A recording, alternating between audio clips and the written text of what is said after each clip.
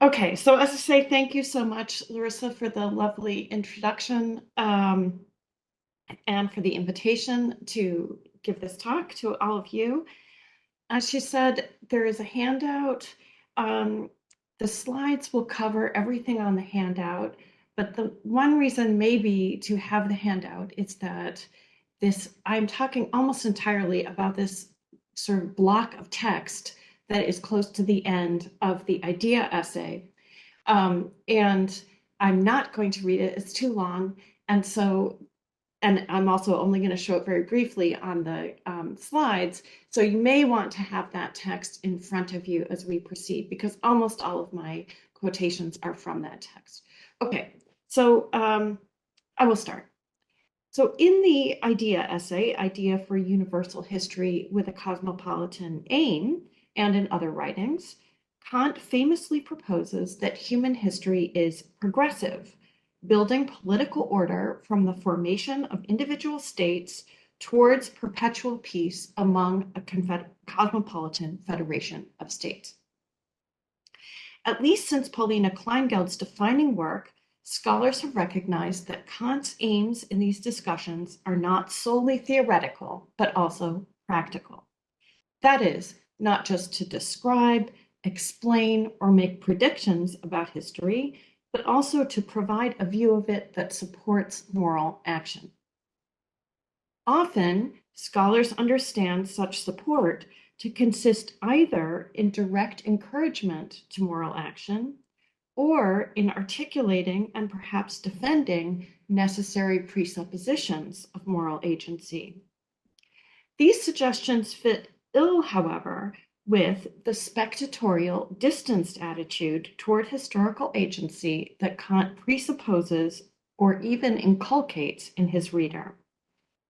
In this essay, accordingly, I'm going to propose a different interpretive possibility.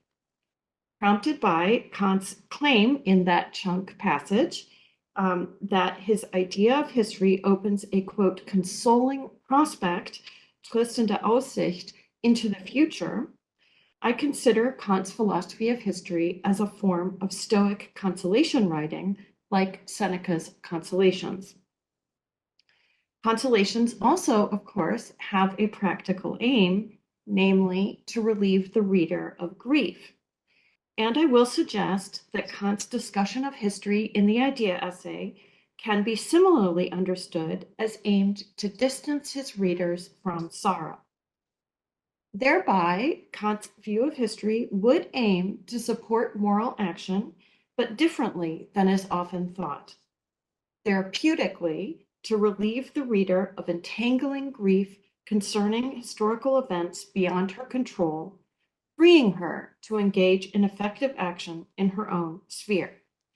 So I give you the outline in which I'm presenting these various claims, and I will close by just noting some difficulties or reservations that one may have about both this analogy I'm making between Kant and Seneca, and also some difficulties that remain in thinking about Kant. First, though, I'm going to survey some common understandings of Kant's practical aims in his philosophy of history, noting these aspects in a bit more detail of Kant's discussions that I think are not well accounted for by these readings, but which I think do have parallels in Seneca's Consolations. So, there's the quotation again. So, part one, different forms of practical import, different interpretations. So as I said, Kant's claims in the philosophy of history are in the first instance theoretical claims concerning nature and the human situation in it, describing a trajectory of past events brought about by human behavior and offering predictions about what might happen in the future. But these discussions also have practical import. So perhaps most obviously, Kant has a moral political standard for what counts as historical progress, as opposed to historical change or just development in a value neutral sense.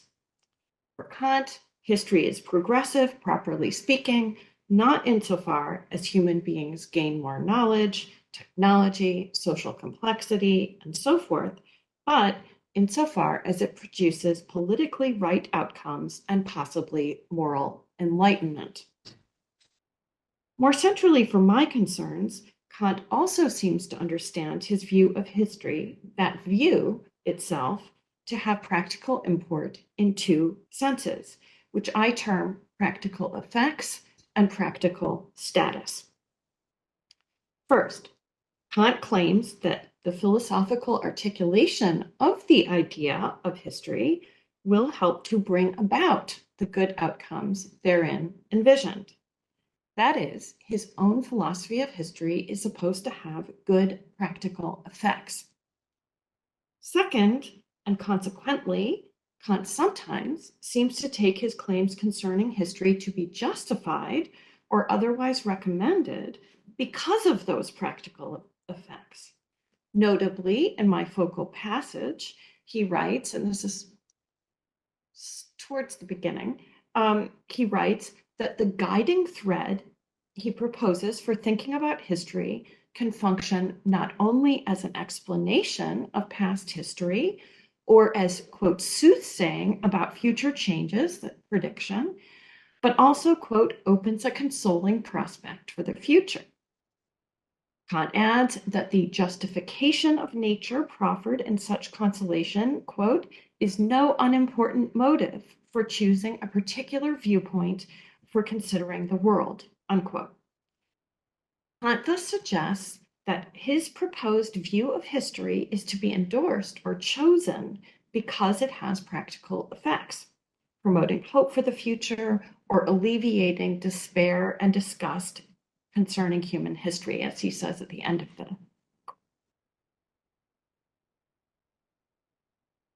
block quotation. All of this I call the practical status of Kant's claims, that is, that they are recommended by their practical effects.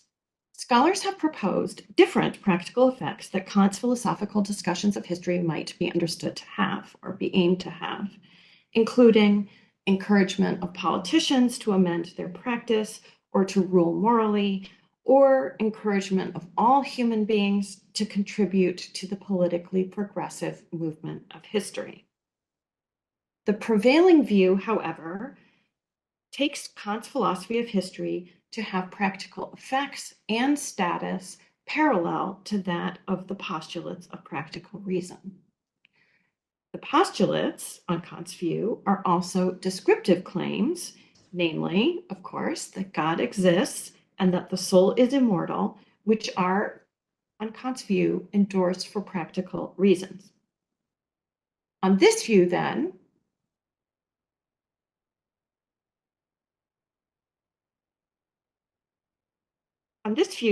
Kant's line of thinking in his philosophy of history would run roughly as follows. One cannot pursue moral ends if one believes they are not achievable.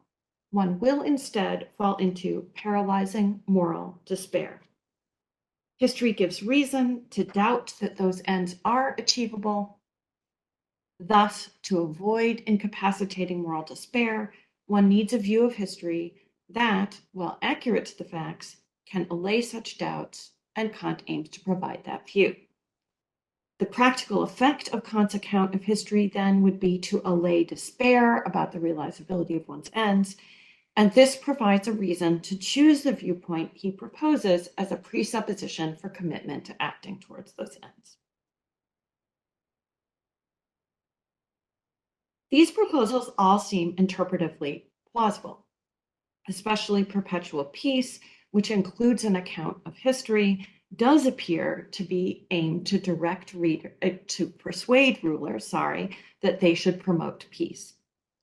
Kant also explicitly notes that his view of history is meant to prevent despair, as I mentioned, and in the Theory and Practice essay, he explicitly again argues that moral agents must presuppose that their aspired to ends are realizable. Nor, I think, are these interpretive proposals necessarily in competition, since these are popular works and it is likely that Kant is aiming to do several things rhetorically or philosophically. That said, there are elements in Kant's treatments of history, again, particularly in Idea, that are not accounted for or even in tension with these interpretive proposals. Against proposals that the history writings are meant to encourage moral action or support it in the manner of a postulate, scholars have objected that Kant's view may discourage rather than promote moral agency. If one is persuaded that the march of history will bring about one's aims, then it is unclear why one should exert oneself. Just why not just let it go? This is what I'm calling disempowerment on the slide. Kant's personification of nature as the agent of history especially connotes such superfluity of individual moral action. So, too, his apparent suggestion that the moving human natural force of history is unsociable sociability, an amoral or possibly immoral human drive. This implies that individuals' moral actions are irrelevant to historical change. And this is what I'm calling the immorality of historical change on the slide. More generally, Kant's treatment arguably presupposes and inculcates a spectatorial stance in the reader. For Kant narrates, sketchily, a long historical trajectory from early prehistoric stages of making tools or clothes to an indefinitely far off future. It is difficult for individuals to see how their actions could make a difference to that wide sweep of events, or correlatively, to see how beliefs about that wide sweep could be necessary presuppositions concerning the realizability of their own relatively small individual ends of action. Again, except in the case of great rulers, where their actions might play that historical role. And indeed, Kant describes history as a spectacle for the reader. It is, quote, the great stage of the world, he says, or in theory and practice, a tragedy or farce.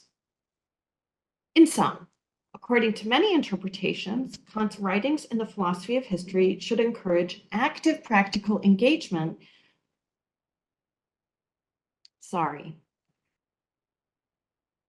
Not spectatorship. Yet, Kant's discussions, particularly in Idea, apparently address, even heighten such attachment in the individual reader, situating her as a spectator of a large-scale historical trajectory, driven by an alien agency distinct from and unaffected by her moral action. These very elements in Kant's account, I'm now going to suggest, are parallel to Seneca's consolations. And so now I turn to that. Part two. So a little bit of context. Consolations are it's a long-standing genre in classical antiquity. It was recognized as a genre, practiced by Roman writers, and then adapted by early Christian and Islamic writers such as Boethius. It is a vaguely defined genre, and again, still in classical antiquity defined as one, but for our purposes, consolations can be understood as writings that are addressed to those who are grieving over a harm and aimed to help them recover from that grief. And Seneca is one of its canonical practitioners, and he's the only one that I'm really going to talk about, or that I know well, actually. And he writes consolations that are that take the form of elaborate letters of condolence, which are then published and probably written just already with publication in mind. So Seneca's form of consolation is personalized, addressed to particular people grieving particular losses, and they're also explicitly prescriptive, even kind of scolding.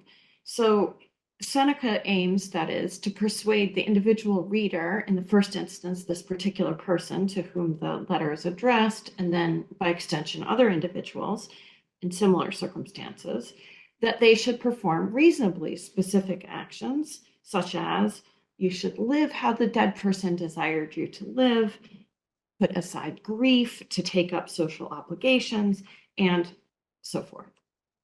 So in those ways, of course, Seneca's consolations Seneca's consolations are unlike Kant's writings in the philosophy of history. And accordingly, I'm not going to talk about those aspects of the consolations.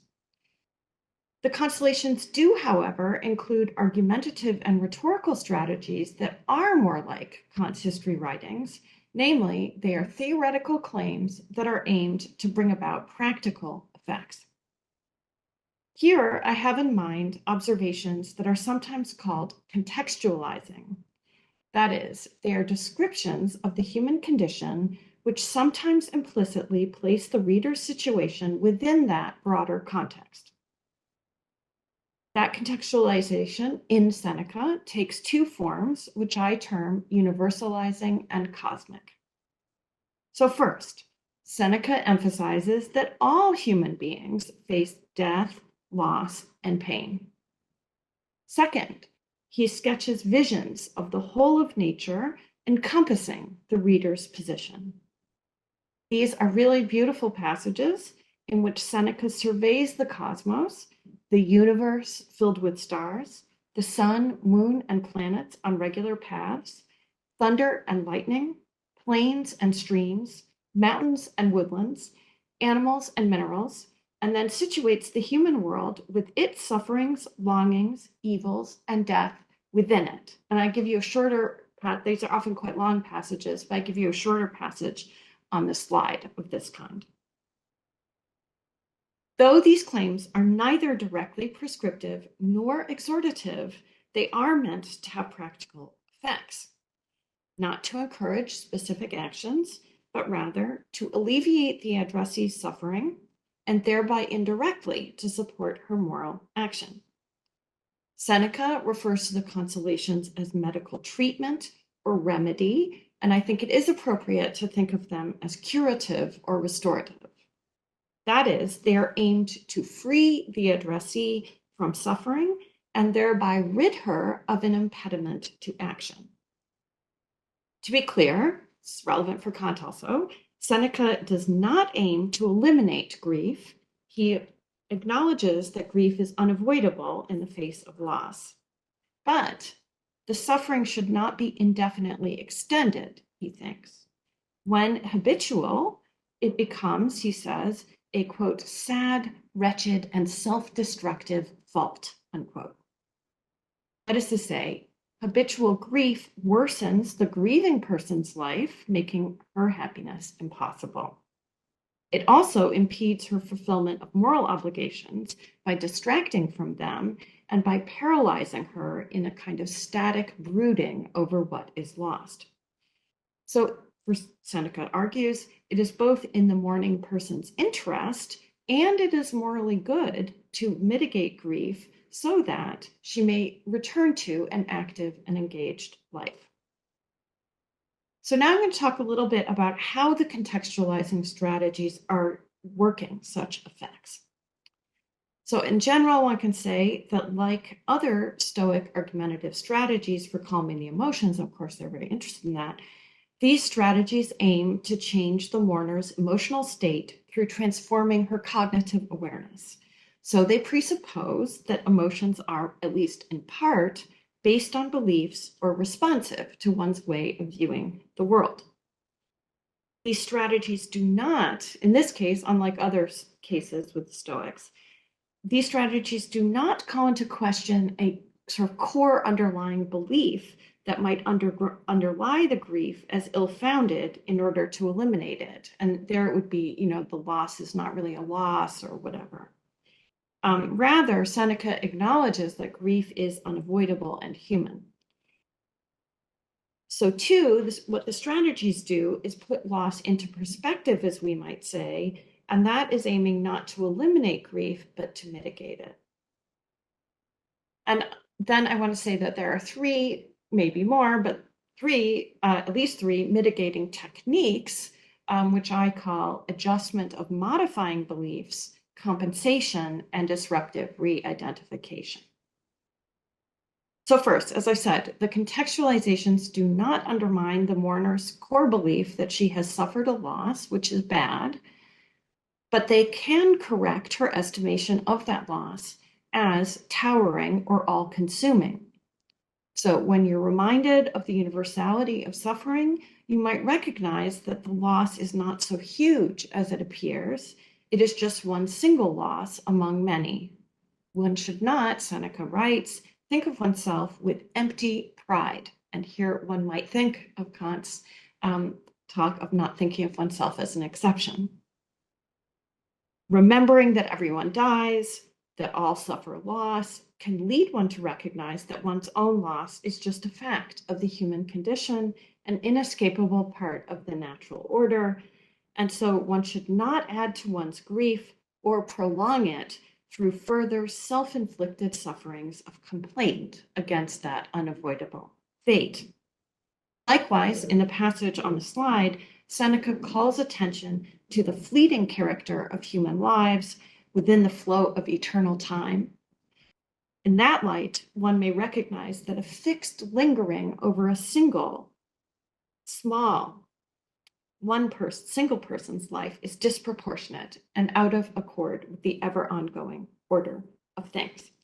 So all that is to say that these contextualizations can mitigate or abbreviate grief by undermining what I'm calling modifying beliefs, not the belief that one has lost something, but beliefs about that loss, that it's especially hard, that it might have been avoided, that one is ill-used or it's unfair, and so forth. Such contextualization also thereby diffuses related emotions such as self-pity or indignation that heighten and extend grief and its resultant paralysis. Seneca acknowledges, though, that just referring to, quote, a mass of wretched people is a cruel consolation.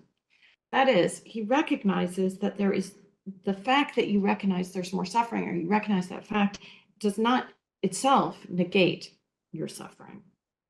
So as a truer consolation, he then proposes that one can recognize this universal fact and bear it with composure and thereby demonstrate dignity. And this proposal, I think, exemplifies the second mitigating technique, namely offering or reminding one of compensatory goods. So this opportunity to demonstrate dignity is one.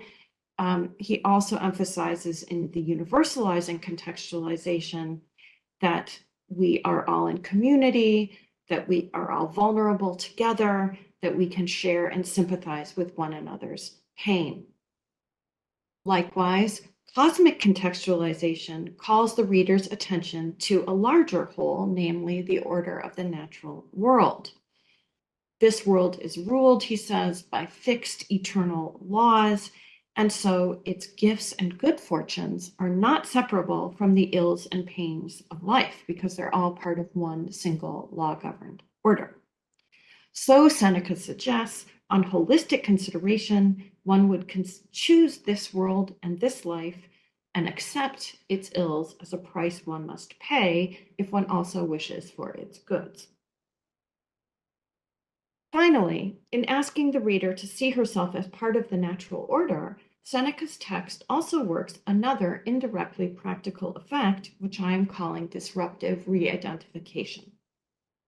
By this phrase, I aim to characterize the experience that Seneca describes and aims to elicit in the cosmic contextualizing passages, where the reader is invited to take up a spectatorial position upon the cosmos, looking down upon the details of human existence, including her own grief from afar.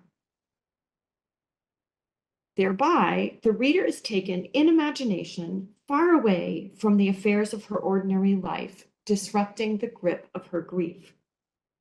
For Seneca argues that the grieving person prolongs her grief by making present her lost beloved in imagination. And here what he does is offer a different, fascinating, calming replacement object for the imagination, a beautiful cosmic order. In doing so, he also offers a new identity to the mourner. He solicits her identification not with her specific grieving existence, but with the eternal rational order, speaking to her as a rational and imaginative soul, calling her to contemplation of the soul's own nature and that of the universe. This re-identification is itself disruptive in that it is not a permanent state. In Seneca's treatments, this is a viewpoint or even a vision that disconnects one from your present painful preoccupation, but it then fades and allows a calmer re-entry into one's own life. Again, in terms of the passage on the slide, once one recognizes that one's life is fleeting, Seneca says, one also recognizes that one must find, or I would say make, that life sufficient. Thus, Seneca's cosmic spectator does not remain in the state of contemplation, but enlists this experience in support of action, if again indirectly. Through its disruption, one distances oneself from self-destructive brooding by identifying as a rational soul in contemplation of the wider world. Then, enlisting this regained connection to reason, the reader is supposed to reconnect to active life, to take up present opportunities for action, including moral obligations. Okay, so that's the picture of Seneca. Then the question is, how does Kant's view in the idea, or his view of history in general, look if one interprets it as Senecan consolation? So as I mentioned, there are differences in Kant's readership, because Kant's reader is not mourning an individual loss, but is instead disgusted by the folly and wickedness of human history. So Kant's reader is in this way sort of less personally despairing, and also is despairing in a more moralized way. That is concerned primarily with the harms that human beings, past and present, have inflicted upon one another. Still, I want to say this is recognizably a form of grief, that is, of sorrow about ills that cannot be undone, which is a familiar state, I think, in our time. Relatively, this reader faces, I think, a practical danger that is similar to the danger of habitual grief as Seneca describes it.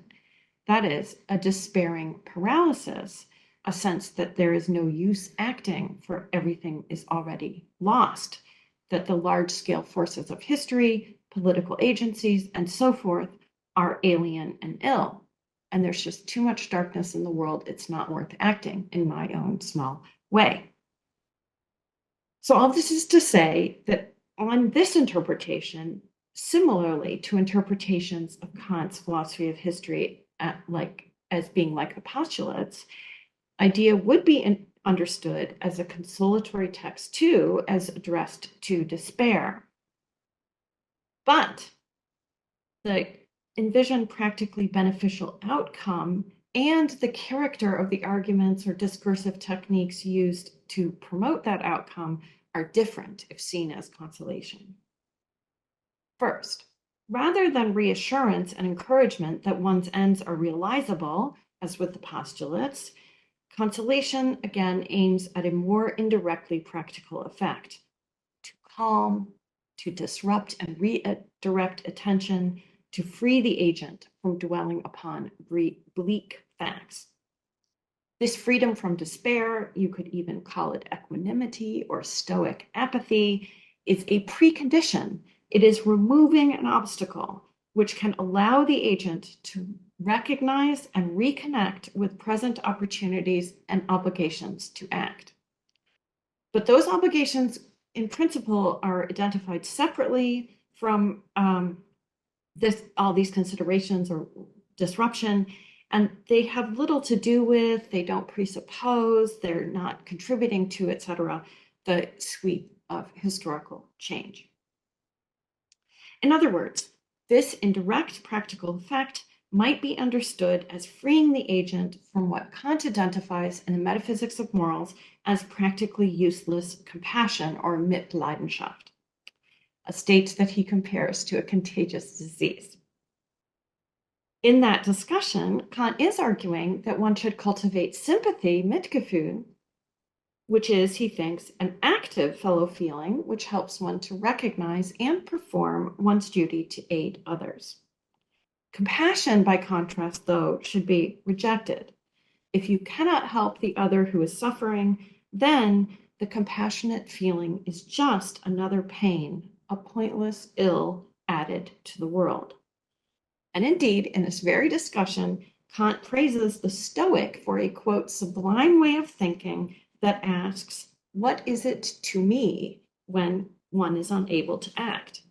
In such a circumstance, pain is not only a pointless ill, as Kant is arguing in that passage, but also, as I'm suggesting through the parallel to Seneca, a distraction from effective moral action.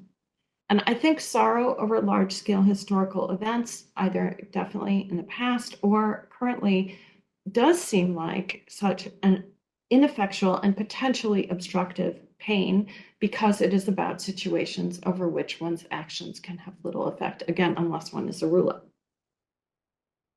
Relatively, interpreted as consolation, Kant's proposals concerning history would be understood not as reassurance concerning the realizability of the moral agent's own ends. Those are too small to be reflected in that sweep of action, of history, but rather as contextualizing strategies. They provide, and here I quote Kant's term again, a viewpoint from which to regard events, a description that places those events within a large-scale account of the human condition. And now I want to suggest that there are actually correlates in Kant's account to the three consolatory strategies that I identified in Seneca's Consolations. So first, A. In his discussions of history, Kant portrays trade and cultural development, war, social status seeking, and all kinds of things as propelled by unsociable sociability, and thereby as means for fulfilling nature's purpose of developing human faculties. This is to say that just as Seneca does not attempt to argue away the real pain of loss, Kant also does not attempt to argue away the amorality of much human historical action, nor to undermine the moral agents discussed at that. He is not undermining the claim that the core belief that human history is full of wickedness and suffering. Rather, again, like Seneca's contextualizations, Kant's description de-exceptionalizes any particular period or polity or historical event. They all express the same human natural drive. They are all part of the same historical flow that is propelled by these purportedly necessary tendencies in nature and not by human choice. Thus, Kant's description could mitigate excessive brooding grief concerning historical events by suggesting that they participate in widespread trends outside one's control. They are just part of the order of things. One ought to recognize and accept those facts rationally rather than rail against them as unusual, especially bad or avoidable, which would exacerbate one's sorrow. Kant also, now moving on to B, Kant also identifies compensations for painful historical ills. Possibly, Kant's narration of history as a single project involving the species as a whole, developing human powers, provides some compensatory sense of community, just as Seneca elicits a compensatory sense of sympathetic community. Also, like Seneca, Kant seems to offer a compensatory sense of one's courageous dignity in facing difficulties. He claims that nature propels human beings to develop capacities precisely because we are not initially well provided for, either in our given instincts or in our given relation to the environment. Hence, this competitive self-propulsion of historical development that he describes. But hence, too, he says, quote, self-esteem, this is not in the core passage, the only one is, I think it's the third proposition in the idea, concerning that which we generate ourselves. Of course, the evils of human history are likewise to be attributed to human action on this reasoning, And that's not necessarily a consolatory thought for Kant's morally committed and disgusted reader. And indeed, Kant offers political progress towards cosmopolitan peace as a more unambiguous compensatory good that results almost as a byproduct from this restless human striving. Finally, now we see, though Kant does not quite offer beautiful invitations to imagined cosmic travel the way Seneca does, his history writings may be seen as enacting a parallel form of disruptive re-identification. 4. By portraying history as an abstract, high-level trajectory, Kant detaches the reader from her own historical moment, inviting her to take up a distanced spectatorial stance, which he compares to the astronomer's stance in calculating the laws of the heavens. Thereby, he refocuses the reader's attention from present or past human failings to the prospect of the future, in fact, a future far off in the remote distance. And perhaps by inviting the reader to place herself in that remote future imaginatively, Kant encourages her to allow her sorrow to dry out and wither, that is, to enact through imagination a healing passage of time, identifying oneself with a later time when the sorrow will have abated. And dry out and wither is a quotation from Stoic descriptions of, again, ways to moderate grief. This consolatory transformation of viewpoint must be understood somewhat differently than that of Seneca's addressee, though, since, as I noted, Kant's reader is not grieving personal loss nor directly involved, but is already a spectator of the folly or knavery, tragedy or farce of historical events.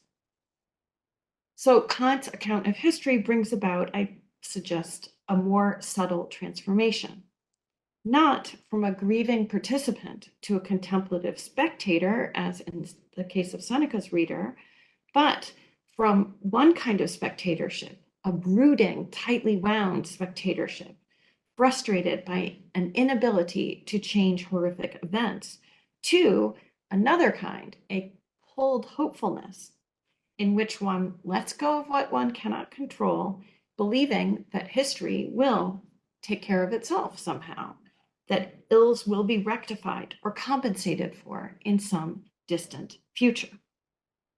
In sum, this consolatory interpretation allows one to make sense of those elements in Kant's discussions of history that are difficult to account for by reference to more direct practical effects.